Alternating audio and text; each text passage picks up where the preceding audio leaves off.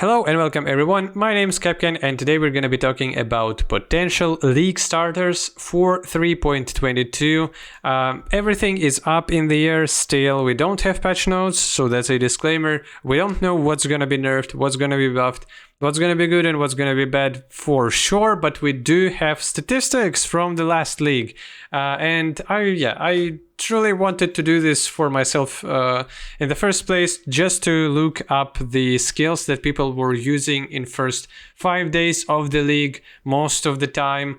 And to see how it was with the characters. So yeah, we're gonna break through all the popular builds, popular skills that was league starters for the last league in softcore trade league. If you're interested in video like this for hardcore or HCSSF or just regular SSF, I'm totally up to do something like that in the future as well. So yeah, basically let's look from the day one of the Crucible League what was popular, and we do see here, of course, it's Lightning Arrow, it's Deadeye, it was very popular. There was some Raider variants as well, as you can see here, but Raider was pretty much way lower on the popular side of things. And yeah, Lightning Arrow was definitely, it was very powerful in terms of AoE speed clearing with Deadeye especially. We do have a bunch of additional, we did have a bunch of additional free arrows with bow skills on the talent tree. The Lightning Arrow itself got Val Lightning Arrow, which was pretty powerful on single target. We did have all the mana bound or something like that, additional things for bows to use. So it's no surprise that it was so powerful. It was very good, and with Vengeance Cascade, it's a anointment talent only that you can get on your amulet that gives your attack projectiles coming back to you. You could have this massive double damage buff from one talent only, so it was very powerful. Many people used it, and as you can see here, I can jump maybe like day 5. Lightning Arrow was still a bit lower, so it was 7%, became 6%, but it was still in top 5. It was still going quite strong. It was still fast. It is good. It's a good skill for you to have different amplifiers like Headhunter, all the shrines and stuff like that, but it can be afterwards changed to Tornado Shot, to Kinetic Blast and stuff like that are just more powerful in their raw damage output in terms of AoE and stuff. And probably many of those characters were switching after, but the point is that Lightning Arrow, if nothing changes, will be just bonkers and very powerful in terms of AoE clearing speed. It's not a anti-boss build by any means, even though you can use Ballistas. You can use Ballistas in combination with Val Lightning Arrow, and you will have pretty good boss damage, but it lacks survivability. It's more made for speed clear and stuff like that. So Lightning Arrow was pretty good. We'll see what's happening with Vengeance Cascade. Without Vengeance Cascade, it's gonna be more of a regular good skill, not as much AoE damage, not as good of a clear. Single target probably will remain just kinda the same. So yeah, that's with Lightning Arrow. Then we see on first day it was Toxic Rain, and Toxic Rain again, of course, with Pathfinder, a bit of a Raider as well here. Toxic Rain was quite solid for a number of leagues already. It is it's just it's dot damage, so that means that it's reliable. You don't need too much stuff for it. It may not be the fastest thing for you to have, and some people may be a bit off with the way that it's used, so you need to point constantly at some parts of the map and you're not clearing the whole screen at once with using your Toxic Rain. So yeah, basically it can be pretty good. It can be off-putting for some people, but it's still a reliable build. It was a reliable build for a number of leagues already. There was a different variations of toxic rain present in the game. There was traps, there was self shot, I guess, but they are all, it's a chaos damage skill. With how it works, you can get life, not regen and not leech. You can get life back with for example, Thief's Torment. I can't remember the name of the item. But anyways, it's a reliable skill that you can get, but maybe it's not the flashiest one and it's not the fastest one, but it can definitely have pretty good single target damage as well. Then we see here Hex Blast, so it's maybe the only day 1 is not really the thing for me to do, but I will do day 1 and then day 5, probably without day 2, 3 or 3 action, because it's just gonna be way too much. So yeah, Hex Blast again with here with Saboteur, as we can see quite clearly. Yeah, it's with Profane Proxy, so Scalar Bots, everything that was. So Saboteur basically was reworked, and where it is. So with all the changes to the spec, as you can see here. So yeah, Hex Blast, it's here it's charged mines, so minefield. So yeah, it's mines with Hex Blast. That's quite a powerful combination as well, which may not be as much as popular in previous leagues, but gets some traction in this one.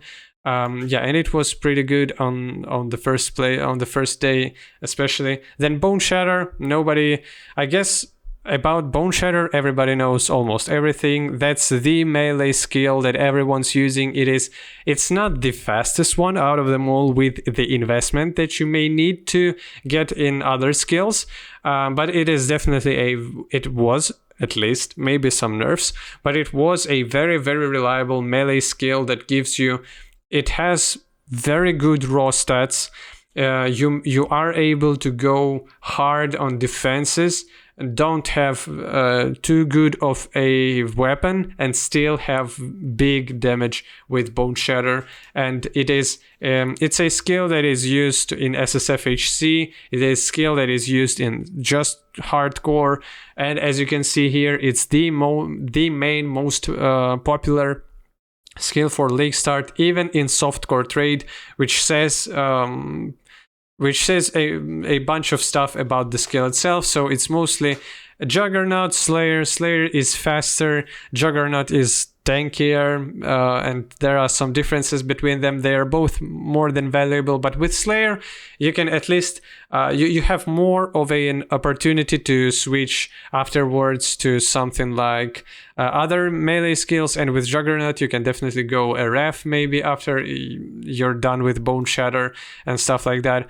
Then Artillery Ballista, that's mostly, as you can see here, Lightning Arrow, again, Wall Lightning Arrow. So yeah, basically it's an additional thing. It's not as much of a standalone skill, because it's going to be quite hard for you to AoE clear with only Artillery Ballista. So yeah, it's more of a general bow thing. Then Fire Trap, and Fire Trap with Righteous Fire combined, of course, and we see here a bunch of Elementalists. Fire Trap has very, very good leveling. It has just insane amounts of damage on bosses while you're leveling in lower acts and mid acts. It has pretty good damage and throughput whenever you're in maps as well. And again, for Righteous Fire, you are most likely using it for your single target damage. Anyway, so yeah, that's your Fire Trap. But it may not be the thing for everyone to play and enjoy, because it's a trap skill, and at least in my own opinion, trap skills, just like totems and mines, they are somewhat clunky, and I'm not really the biggest fan of them. So yeah, then Wall Lightning Arrow, Venom Gyre still has like 3% there, as you can see here, 3%, 2%.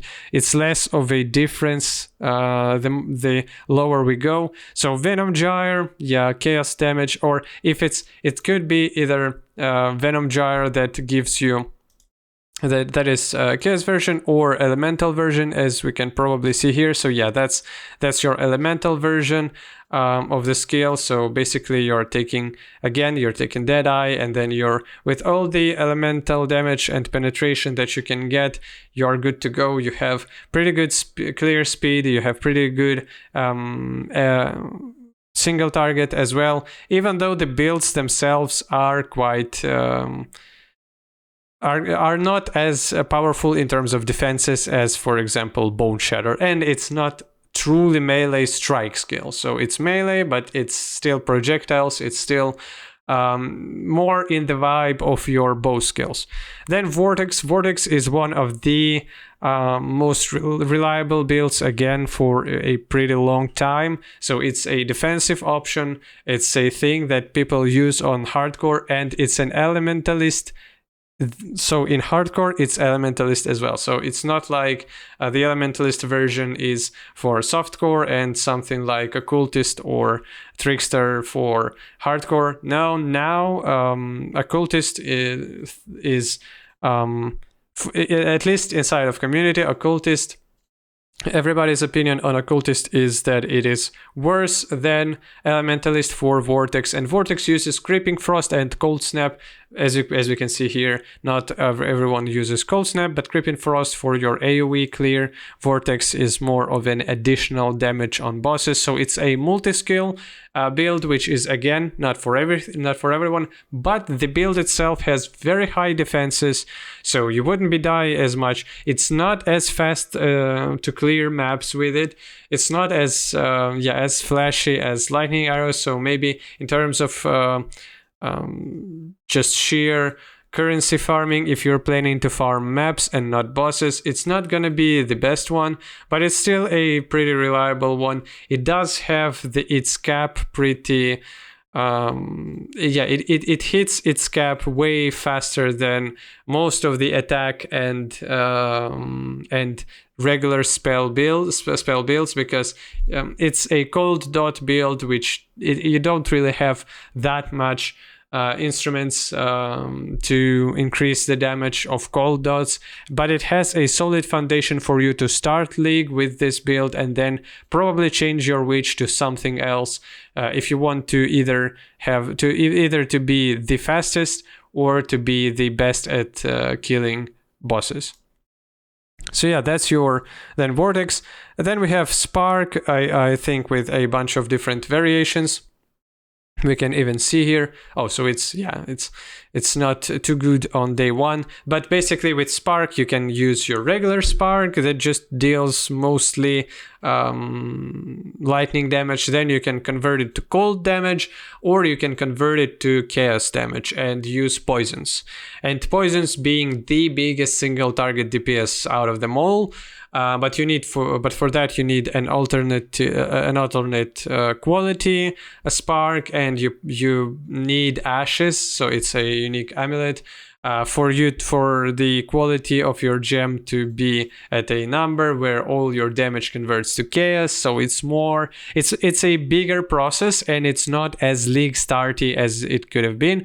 And here we see it's all Inquisitor, which means that they're not really planning to go for chaos build, because for chaos you will probably take more of a occultist or something like that. So yeah, that's gonna be probably your Call of the Brotherhood, or just either regular lightning damage or mostly cold damage Spark. But Spark has pretty good clear speed. It has in tight areas, it has pretty good single target as well, because there's just a bunch of sparks going on, hitting the boss constantly. So it's pretty good build as well, good skill for that. Then we see even Tornado Shot, going straight out Poisonous Concoction, which I definitely saw like a decrease in popularity in recent leagues. Explosive Arrow, SRS. Yeah, SRS is the build for your summoner characters to go for now, because it just has, you don't have all the annoyances that you have with your specters. If you ever wanted to go for full specter build, the minions of SRS, they are way faster. You can make them invulnerable whenever they spawn, so you don't need to think about their defenses as much. It's just way easier for you to play SRS rather than playing constant minions as it with zombies or specters. Then Righteous Fire, that we've already saw in combination with Fire Trap, Rain of Arrows, and then it's 1%ers, which are not the most popular things. And then on day 5, so I'm not measuring it like from the complete statistical standpoint, but it's more of a what happened after a couple of days. We do have here Righteous Fire being one of the most popular ones. And we can see here it's a bunch of juggernauts. And Fire Trap is a big, catalyst for all the action that goes on with Righteous Fire, as it enables your single target damage. So basically Righteous Fire is very, very popular with Fire Trap, as we can see here. So almost all Righteous Fire builds use Fire Trap as their main skill for bosses. It's just a reliable, very tanky build, and more of a boss killer rather than fast map clearer. Then Boneshatter. So Boneshatter is a king of League Stars for melee. Then Toxic Rain still is pretty reliable. Lightning Arrow remains the most popular for bows. Hex Blast gets a little bit less, again, mines. Vortex a little bit less, so many people swapped out of Vortex probably. After a little bit. Tornado Shot gains popularity as more people change from Lightning Arrow to Tornado Shot. SRS is still for all the summoners. Venom Gyre it's on its place in terms of percentage, but just comparatively it's a bit lower. And then Corrupting Fever, Explosive Arrow, and Spark and stuff like that. And let's maybe look at week 2, I guess. So a bit more time goes on. Righteous Fire and Fire Trap are still just as popular and even more popular than they were. Lightning Arrow 7% still. It's even though Tornado Shot got more, so it's 5% instead of 4. They are more on the same level. I guess Lightning Arrow characters are just characters that don't really want to change their skill too much, because Tornado Shot, you can really ramp it up way more. Boneshatter still stays the same. Artillery Ballista. Toxic Rain, again, loses its popularity as it don't have as much of a capability to go further and further in terms of damage, as for example, like Tornado Shot or some other builds can. Hex Blast a bit loses its popularity as well. Then Cyclone, it's probably all with Castwell Channeling, or not even all, as you can see here. So Castwell Channeling or Cast on Crit. But Castwell Channeling and Castwell on Crit, they're one against another here. So it basically means that you do have something close to 20% of all the Cyclone being just regular Cyclone, and then everyone else using some kind of auto casting. Here we see Ice Spear, anomalous Ice Spear. We do have some Arc, we do have some Shock Nova. So basically people like Cyclone as a proccing ability for something that then they slap on top, and it's flashy and cool. So Cyclone gains. SRS is still on the same place. Venom Gyre is still on the 3%, and Vortex goes down a little bit as more and more people swap out of the Vortex and Creeping Frost and go for some more interesting abilities. Spark doesn't really get any additional tension after the initial spike, and as you can see here, there are some Phantasmal, so it's probably your as you can see here, so it's your chaos it's your poison sparks. So that's basically it, but there's not many of them. Still Inquisitor dominates that thing. And that's probably gonna be it. So as you can see here, there are clear favorites for the community to go and play as on a league start. There will be balance changes, of course, and there will be probably a shakeup, especially with 14 new support gems. There may be a bunch of different nerfs to the most popular ones, especially like Boneshatter, Vengeance Cascade, or overall bow abilities, or maybe Val Lightning Arrow. Maybe Toxic Rain can get some treatment as well, because it was quite high for a lot of time. But overall, I don't think that SRS and minions will change its place, because they need to rebalance specters and zombies in a pretty big way for them to not feel as squishy and unreliable as your summoning raging spirits. And with all the other things we're gonna see, I guess. So yeah, thanks for watching. Hope you're having a good time, and goodbye.